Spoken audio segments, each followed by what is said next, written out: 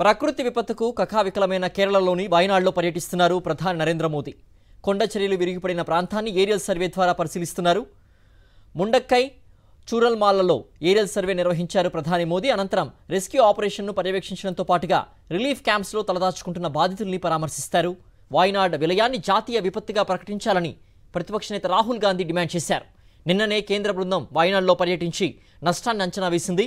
వయనాడ్లో కొండ చర్యలు విరిగిపడిన ఘటనలో 400 మందికి పైగా చనిపోగా ఇంకా 150 మంది ఆచూకీ తెలియడం లేదు. ప్రకృతి విపత్తుకు కకావికలమైన వయనాడ్లో పర్యటిస్తున్నారు ప్రధాని మోదీ. కొండ చర్యలు విరిగిపడిన ప్రాంతాన్ని ఏరియల్ సర్వే ద్వారా పరిశీలిస్తున్నారు.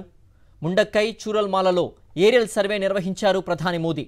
అనంతరం రెస్క్యూ ఆపరేషన్ను పర్యవేక్షించడంతో పాటుగా రిలీఫ్ క్యాంప్స్లో తలదాచుకుంటున్న బాధితుల్ని పరామర్శిస్తారు. వయనాడ్ విలయాన్ని జాతీయ విపత్తుగా ప్రకటించాలని ప్రతిపక్ష నేత రాహుల్ గాంధీ డిమాండ్ చేశారు.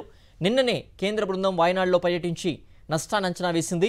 వయనాడ్లో కొండ చర్యలు విరిగిపడిన ఘటనల్లో 400 మందికి పైగా చనిపోగా ఇంకా 150 మంది ఆచూకీ తెలియడం లేదు.